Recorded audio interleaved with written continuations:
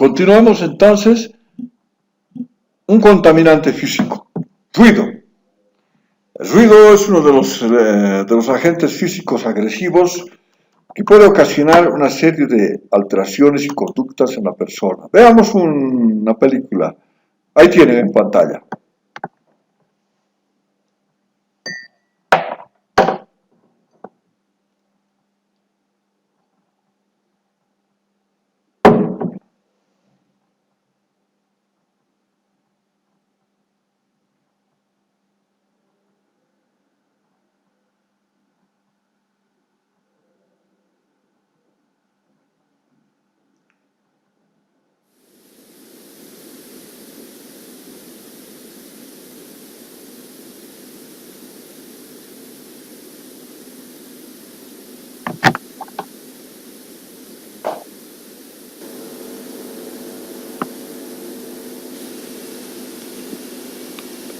El ruido se define, en general, como un sonido no deseado y molesto. La existencia de ruido en el ambiente de trabajo puede suponer riesgo de pérdida de audición. Los niveles excesivos de ruido lesionan ciertas terminaciones nerviosas del oído. Marco, hermano, termino en una horita, estoy en clase. Existen, no obstante, otros efectos nocivos, además de la pérdida de audición. La exposición al ruido puede provocar trastornos cardiovasculares, respiratorios, digestivos y visuales. Elevados niveles de ruido pueden provocar trastornos del sueño, irritabilidad y cansancio. El ruido disminuye el nivel de atención y aumenta el tiempo de reacción del individuo frente a estímulos diversos, por lo que favorece el crecimiento del número de errores cometidos y, por tanto, de accidentes.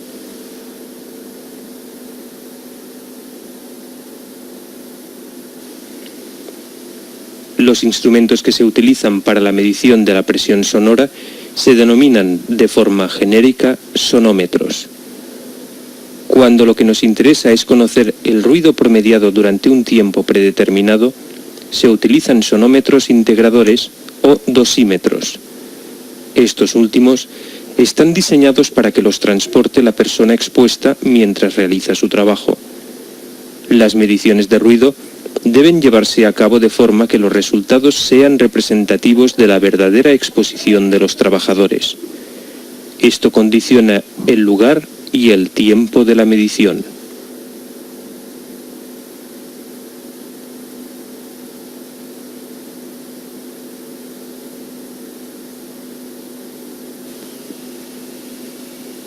La prevención de la pérdida de audición implica la disminución del nivel equivalente diario de la presión sonora por debajo de los 80 decibelios A.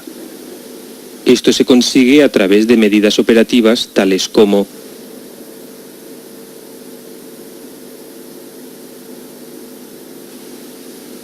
confinamiento de las fuentes de ruido, colocación de barreras acústicas, aumentando la absorción de paredes y techos, o disminuyendo el tiempo de exposición al ruido. Cuando esto es insuficiente, recurriremos a los protectores personales. Estos deben poseer la correspondiente certificación.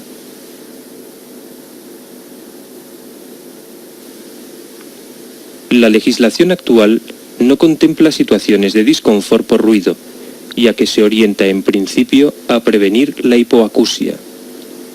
Para evitar situaciones de disconfort y prevenir otro tipo de efectos del ruido, se recomienda no sobrepasar los 65 decibelios A en trabajos que requieran un mínimo de concentración mental. No obstante, el estudio de las frecuencias predominantes y del tipo de tarea que se va a realizar es necesario para conocer los niveles del ruido deseables y evitar molestias durante el trabajo.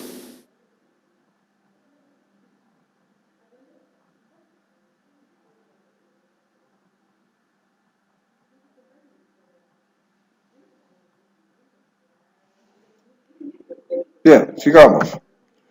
Los contaminantes físicos son distintas formas de energía. en este caso el ruido específicamente. El ruido es un sonido no deseado o molesto, combinación de sonidos no coordinados. Pero no se olviden que el ruido también tiene el aspecto de subjetividad. A ustedes, por ejemplo, les gusta el rock. Para ustedes es música, sonido. Y para mí es ruido, porque es desagradable, ¿no? Entonces, es subjetivo. Pero el efecto, o sea, por el nivel de decibelios, o sea, el nivel de ruido, puede tener un efecto. ¿Qué es el sonido? Sensación percibida por el oído humano debido a las diferencias de presión, pero producidas por la vibración de un cuerpo, que tiene amplitud, periodo y frecuencia. Está en el aire. Entonces, físicamente se define como una variación de presión. La generación del sonido está en relación, lo que habíamos hablado, a la fuente, el camino y el receptor. Hay necesariamente, es lo que habíamos hablado cuando estemos hablando de la cuestión de higiene industrial, el foco, el medio y el receptor. Entonces, tiene un camino, tiene una forma de salir, ¿quién recibe? ¿No? Nuestro oído tiene niveles de frecuencia en los que captamos. De 20 Hz a 20.000 Hz es un rango donde está subdividido en lo que es frecuencia baja, media y alta. Nosotros estamos en un término medio. Entonces, un oído sano, joven, sensible a las frecuencias comprendidas entre 20 Hz hasta los 20.000. Puede escucharse, pero cuando conversamos nosotros si hablamos de miles, entre 3.000, 2.500, 3.500 Hz. Ese normalmente es el oído. Y vamos a ver luego, así rápidamente, qué pasa con los niveles de frecuencia. Si bien existen ruidos de ultrasonidos superiores a 20.000 o infrasonidos, hay herramientas o maquinarias, que nos otorgan este tipo de ruidos que son dañinos. Pero ¿qué pasa con las frecuencias? ¿Se han dado cuenta ustedes? La norma, al menos la que se maneja para la construcción, es solamente ruido. No se establece como norma cuáles son las frecuencias, en este caso aquí estamos hablando, los niveles de frecuencia dañinos en la construcción cuando se maneja una moladora, cuando se maneja una maquinaria de corte, cuando se maneja una soldadura al arco, hay niveles de ruido. Pero aparentemente en el ruido general da 85. Pero cuando en la frecuencia 10.000 puede ser 90, 100, o en la frecuencia baja 20 Hz puede ser igual 90. Entonces, es importantísimo establecer en qué niveles de frecuencia existe un ruido dañino. El efecto de frecuencia normalmente está en función a los tonos. Hablamos de la capacidad del nivel del sonido o ruido de frecuencias de las 4 primeras octavas de 16 Hz a 256 Hz. Tonos medios, frecuencias medias de 256 a 2 kHz, o sea, de 256 a 2000 Hz. Agudos, lo que les decía, los bajos, los medios y los agudos. Está entre de 2000 a 16000 Hz. Entonces, el agudo, por ejemplo, ¿alguna vez ustedes han raspado con papel la pizarra? Un destemple, es agudo. Tono grave, pito de barco. Medios donde nosotros hablamos. Bien, sigamos. ¿Cómo se mide el ruido? A través del decibelio. Ustedes saben muy bien, de 0 normalmente a 120 decibeles, umbral de dolor. Es un parámetro. Clases de ruido, 3 tipos de ruido. los ruidos continuos estacionarios, ruidos de impulso o impacto, y los ruidos no estacionarios o intermitentes. El límite máximo permitido, el que otorga en este momento, el único que existe así, norma del Ministerio de Trabajo para la construcción, es la NTS 002, 85 decibeles para 8 horas de trabajo. Está ligado directamente a la construcción. Para otras actividades no se puede comparar el valor de un límite permisible para la construcción con un valor para un servicio hotel. Puede ser una guía, pero si hablamos de especificación de rubros o de actividades, cada actividad tiene que tener, si se habla así separado, su nivel permisible. Era mejor que se diga 85 decibeles para todo. Bueno, así está planteado. Ahí están los límites permisibles: 85 8 horas, 88 4 horas, 91 2 horas, 94 1 horas, 97 decibeles 30 minutos y 100 decibeles continuos 15 minutos. Ojo, lean la norma. Es la NTS 002, el Ministerio de Trabajo. No habla de lo que es el ruido intermitente ni el de impacto. Y cómo se debe medir. Solamente es ruido. 8 horas, ¿no? Ustedes saben muy bien que nuestro oído es el que está afectado, como se ve en pantalla. Existen tres áreas fundamentales: el oído externo, el oído medio y el oído interno. El oído externo prácticamente se refiere a lo que es el pabellón auditivo, el conducto auditivo y el tímpano. El oído medio está relacionado a lo que es los huesecillos, el yunque, el estribo, y hablamos de lo que significa el caracol, que prácticamente viene a entrar, tiene contacto con el oído interno. Y el oído interno es los canales auditivos, el nervio auditivo que se conecta al cerebro, y el caracol propiamente. Bien, ¿qué es por qué yo les hablo del sistema auditivo? Está más claro acá. Cuando nosotros hablamos de lo que es protección contra el ruido, debemos observar claramente el diámetro del canal auditivo. Variamos, hay delgados, poco ensanchados, hay diferente contextura física. Y los protectores auditivos tienen alguna ventaja de ser flexibles. Pero aquellos que son delgados les produce a muchos trabajadores irritación. Entonces, eso tiene que ver como supervisores. ¿Qué pasa con aquellos canales auditivos delgados? Por eso se ve un término. Y luego lo que causa daño directamente al ruido comienza en el oído medio, para finalmente terminar en el oído interno. Puede haber efectos auditivos: pérdida de audición temporaria, disminución auditiva permanente, hipoacusia o un trauma acústico. Los efectos del ruido pueden variar desde simplemente una fatiga auditiva, sordera temporal, efectos biológicos, trastorno del sueño, estrés, efectos de comportamiento, en el aprendizaje, efectos psicológicos, efectos subjetivos, irritación, fatiga, falta de concentración. Puede causar problemas respiratorios, cardiovasculares, digestivos, hasta hormonales y sobre el sistema nervioso. ¿Cómo se determina si hay pérdida de señales auditivas? Zumbidos, sonidos extraños en el oído, son notados generalmente después de una jornada laboral. Si estos sonidos se mantienen, ya existe algún daño. Hay que ir al médico, al otorrino. Incapacidad de oír sonidos bajos o alta frecuencia. Dificultad de escuchar o entender una conversación, especialmente en ambientes con varias personas hablando o hablar por teléfono. Sonidos son percibidos en forma amortiguada. Efectos del ruido sobre el trabajo. Calidad, rendimiento. Puede enmascarar las señales, riesgo de seguridad, aumenta la carga de trabajo, comunicación difícil.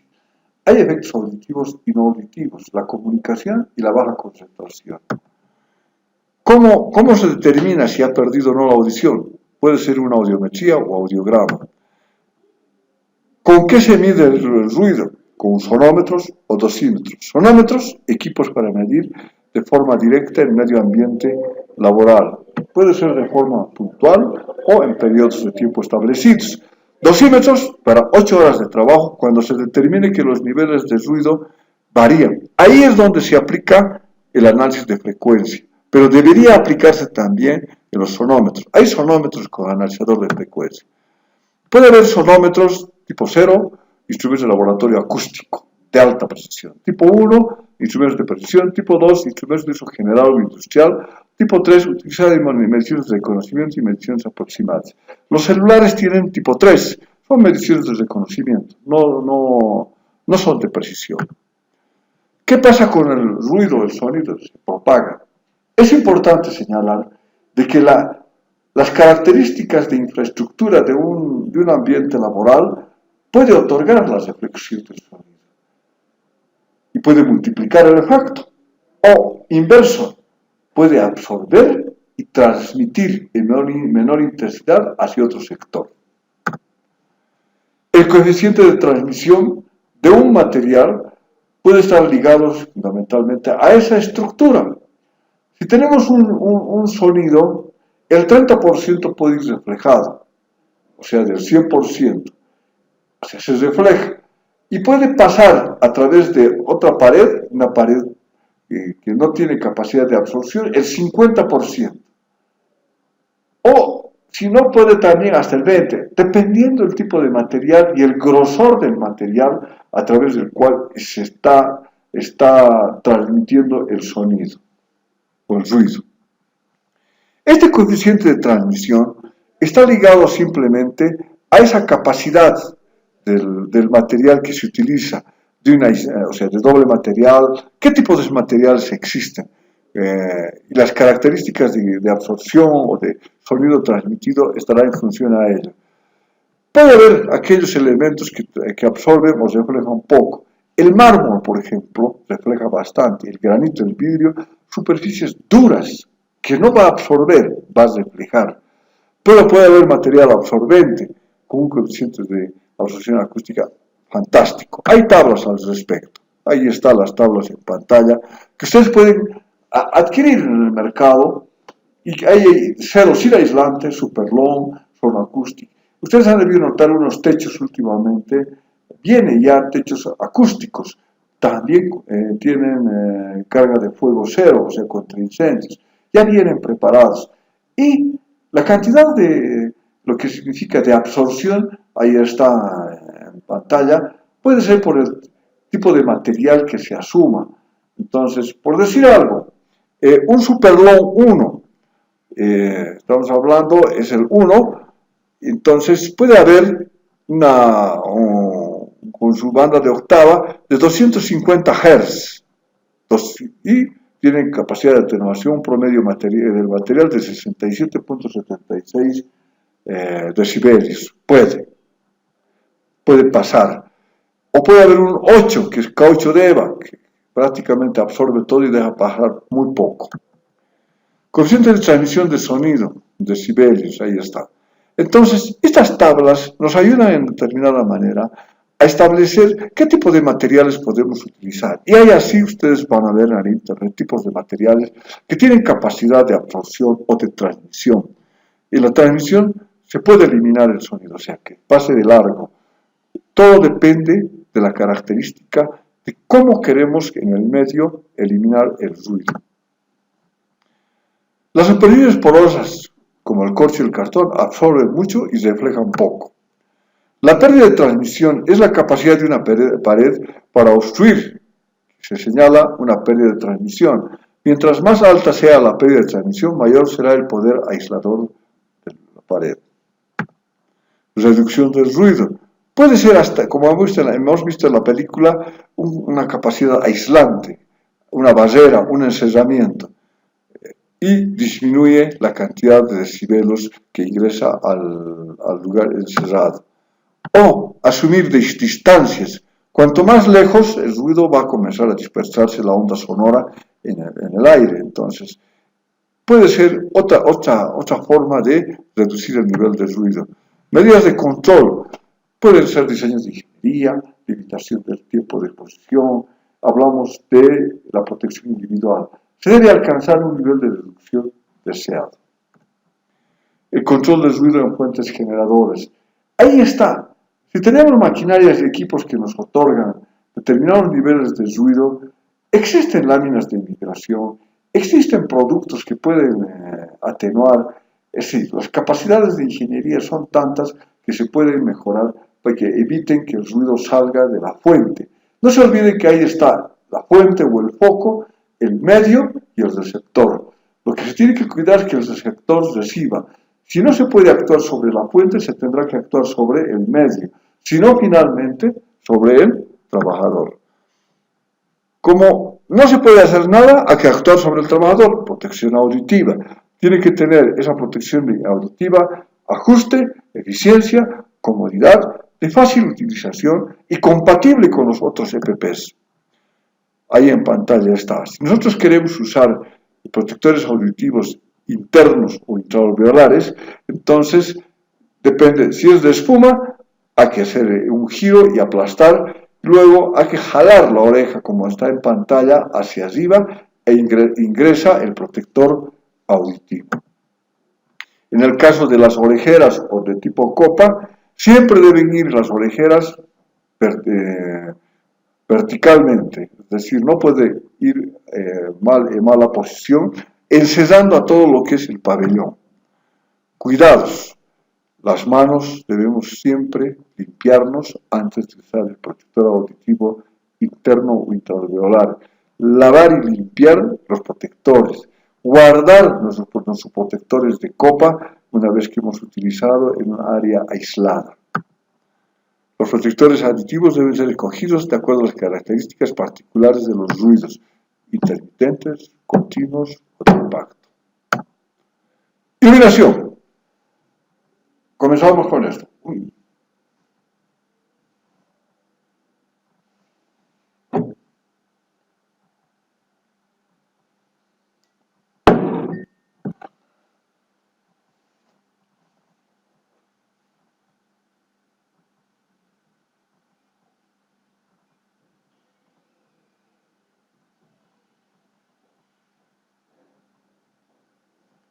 Bien, iluminación. La iluminación tiene la principal finalidad de facilitar la visualización de las cosas en unas condiciones aceptables de eficacia, comodidad y seguridad. Hablamos de un confort prácticamente. Las facultades visuales, una acomodación visual, la adaptación y la agudeza visual. Es decir, cuando nosotros realizamos un trabajo, nos acomodamos al medio en el que nosotros estamos desarrollando una actividad y podemos establecer una ubicación de las tareas por la acomodación visual, de cómo realizamos el detalle de cada actividad y entramos a la adaptación. Y lógicamente ahí viene la agudeza visual. Los conceptos, de acuerdo a norma, puede haber acomodación, que es el ajuste normal, es normalmente espontáneo, el foco del ojo, con el propósito de alcanzar la máxima agudeza visual. Hemos hablado de él. Agudeza visual, capacidad de diferenciar los detalles de un objeto entre diferentes objetos y se encuentren muy cerca de unos y otros. Ambiente visual, es el espacio total donde se puede ver desde una posición particular moviendo la cabeza y los ojos. Puesto fijo de trabajo, lugar específico en que el trabajador realiza un conjunto de actividades durante un tiempo. Brillo, atributo de la sensación visual asociado a la cantidad de luz emitida por un área determinada. El brillo es una contraparte subjetiva de la luminancia. Campo visual es el área o extensión de espacio físico visible al ojo en posición determinada. Centelleo, impresión visual de intermitencia, alternancia o variación en la forma como se presenta la luz.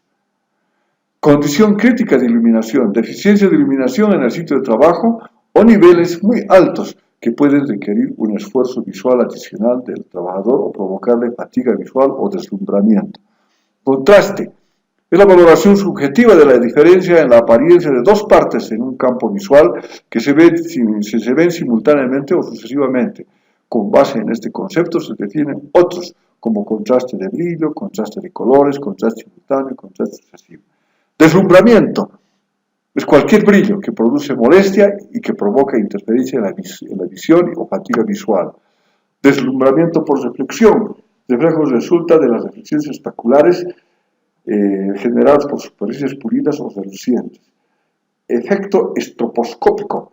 Es la movilización o cambio de movimiento aparentes de un objeto cuando se ilumina mediante la luz de frecuencia apropiada e intensidad variable. Iluminación complementaria. Es aquella proporcionada por un alumbrado adicional al considerado en la iluminación general para aumentar el nivel de iluminación en un área determinada o plano de trabajo. Iluminancia, nivel de iluminación, es la relación de flujo luminoso incidente en una superficie por unidad de área, expresada generalmente en luxes. Iluminación localizada, es aquella proporcionada por un alumbrado diseñado solo para proporcionar iluminación en un plano de trabajo. Luminaria, aparato que está destinado al montaje de una o varias lámparas y sus accesorios, cuya función es dirigir, controlar, filtrar y transmitir flujo luminoso. Luxómetro, medidor de iluminancia, es un instrumento diseñado y utilizado para medir niveles de iluminación o iluminancia. Plano de trabajo, es la superficie horizontal, vertical u obliqua a la cual generalmente los trabajadores desarrollan su trabajo con niveles de iluminación específicos. Reflejo, es la incomodidad o disminución de la visión que se experimenta cuando algunas partes del campo visual son excesivamente brillantes con relación al brillo general de los alrededores, a los cuales el ojo ya se encuentra adaptado. Reflexión es la luz que incide en un cuerpo y es proyectada o reflejada por su superficie con el mismo ángulo con el que se incidió.